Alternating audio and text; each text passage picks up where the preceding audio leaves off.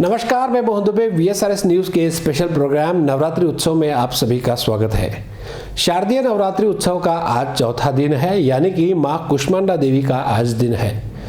आइए साध्वी वैष्णवी जी से जानते हैं मां कुष्मांडा देवी की पूजा अर्चना किस तरह से की जाती है और उनके बारे में कुछ खास बातें।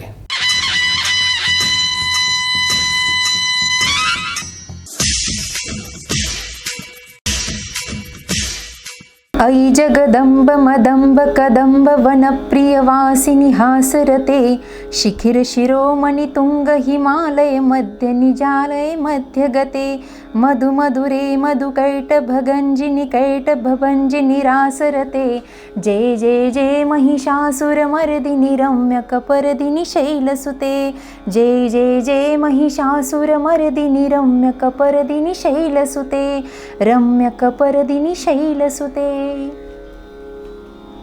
जयंती मंगला काली भद्रकाली कपालिनी दुर्गा क्षमा शिवा धात्री स्वाहा स्वदा नमोस्तुते।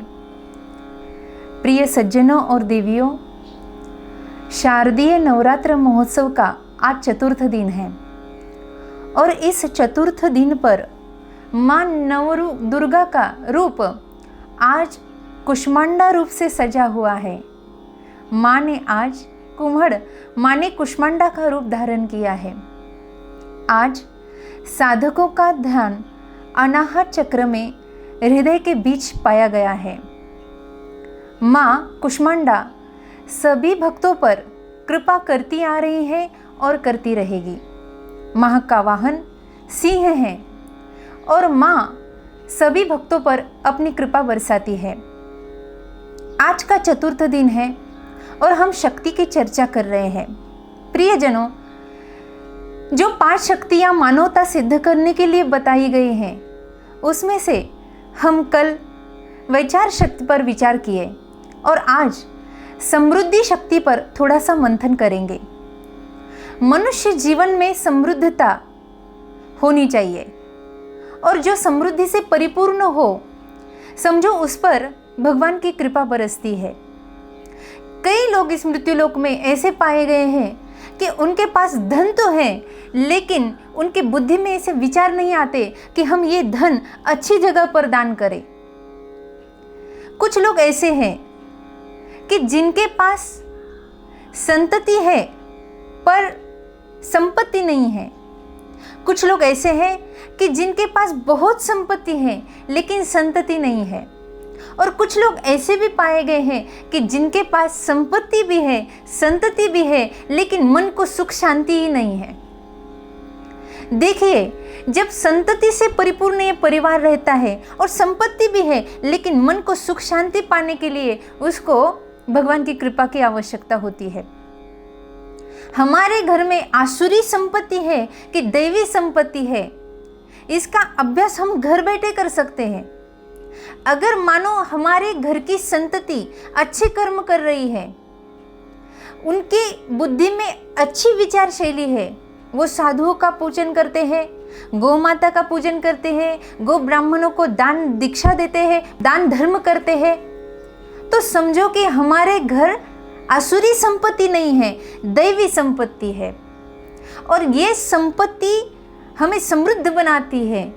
ये संपत्ति का सदुपयोग हम अच्छी जगह पे करते हैं और ये माँ की कृपा के बिना हम पर हो ही नहीं सकती, हमारे हाथों से हो ही नहीं सकती। मानो हमारे हाथ में धन है, लेकिन ये हमें किने देना है, ये कैसे खर्च करना है। कोई लोग तो जग में ऐसे हैं कि बिना वजह खर्चा पानी करते हैं, बिना वजह से अपने शौक पूरे करते हैं, ताकि जग में कोई लोग ऐसे भी हैं कि इन्हें इस संपत्ति की, इस हमारे पास जो समृद्धि है उसकी आवश्यकता है। माने उसमें अनाज हो, कपड़ा हो, पैसा हो, कोई वाहन हो, कोई भी आवश्यकता की चीज़ें हैं जो हमें समृद्धि पूर्णता देती है, लेकिन अगर उसका हम गैर उपयोग करते हैं तो ये समृद्धता हमारे पास ज़्यादा दिन तक नहीं टिकती। तो ये नवरात्र उत्सव हमें आज समृद्ध शक्ति से परिपूर्ण कुष्मांडा के रूप में ये सिखाता है कि आपके घर में दैवी संपदा कैसे आए। तो दैवी संपदा आने के लिए माँ का पूजन करना चाहिए। माँ की आराधना करनी चाहिए। माँ को त्रिकाल संध्या सुबह दोपहर शाम माँ को वंदन करना चाहिए। हे माँ, तू जग की शक्ति है। आप जब देवी भागवत पढ़ेंगे या सुनेंगे तो उसमें कथा आती है कि त्रिदेवों की शक्ति जब समाप्त हुई तब माँ ने उन्हें शक्ति प्रदान की। ब्रह्मा, विष्णु और महेश, देवी भागवत में बताया गया है कि जब तीनों देवों की शक्ति हीन हो गए, तीनों देव, तब उन्होंने अपनी माँ को आराधना की और कुष्मांडा माँ ने रूप प्रकट कर दिया और सृष्टि की रचना की। इतनी बड़ी शक्ति इन माँ के पास है। अगर वो देवों को शक्ति दे सकती है तो क्या मनुष्य को शक्ति नहीं दे सकती? वो क्या मनुष्य को समृद्धता से परिपूर्ण नहीं कर सकती? उसकी कृपा की आवश्यकता है। तो माँ का पूजन जैसे हम करेंगे, आराधना करेंगे, तो माँ हम पर कृपा बरसाएगी और फिर हमारे घर अच्छा पैसा आएगा, अच्छी समृद्धि आएगी, ताकि हमारे बुद्धि के दोष भी निकल जाएंगे और हमें विचार शैली से ये सूझेगा कि नहीं, अभी हम अच्छे कर्म करेंगे, जिनको जरूरत है उनको दान धर्म करेंगे, गौ माता की सेवा करेंगे, घर में भी माँ बहन है उनकी सेवा करेंगे। और इस सेवा भाव से अगर हम मनुष्यता में जीते हैं तो हमें सुख की खोज के लिए दूर जाने की कोई आवश्यकता नहीं है। सुख तो हमारे अंदर ही है। किसी संत ने कहा है, ये कौन सा उगदा है जो हो नहीं सकता, तेरा जी चाहे तो क्या हो नहीं सकता। अरे एक कीड़ा पत्थर में घर करे तो अरे इंसान तू क्या दिले दिलबर में घर ना करे। एक कीड़ा पत्थर में घर कर सकता है तो माँ का मंदिर क्या हम अपने अंदर नहीं बना सकते? क्या माँ का मंदिर हम अपने घर में नहीं रचा सकते? ये सब हम कर सकते हैं, ये शक्ति हम में है। लेकिन उस शक्ति को जागृत करने के लिए हर साल नवरात्र उत्सव आता है और इस नवरात्र उत्सव में नव दुर्गा की स्थापना करके, नव दुर्गा की पूजा आराधना करके हम इस शक्ति को जागृति दे सकते हैं। देखिए, भक्तमाल में कई भक्तों की व्याख्या आती है, कई भक्तों की कथाएं आती हैं। कोई कृष्ण भक्त है, कोई विठ्ठल भक्त है, कोई रुक्मिणी भक्त है, और इन सभी भक्तों की मनोकामना हर एक अलग अलग रूप में भगवान ने पूरी की है, अलग अलग रूप में की है। तो विठ्ठल भी हमारी माँ है, शिव भी हमारी माँ ही है। हमारे मराठी संत कहते हैं, अनंत रूपे अनंत वेशे देखिले म्यात्यासी, बाप रखुमा देवी वरु खुन बानली कैसी। उसके रूप भले ही अलग अलग हो, कबीरा कुआ एक है पनिहारी अनेक, बर्तन सबके न्यारे न्यारे पर पानी सब में एक। अगर पानी भरने के लिए महिलाएं जा रही है तो बर्तन तो सबके पास अलग अलग है। किसी के पास बकेट है, किसी के पास वो गगरिया है, बर्तन सबके न्यारे न्यारे हैं। लेकिन हमने ये सोचा क्या कि उसमें पानी अलग रंग का है? नहीं।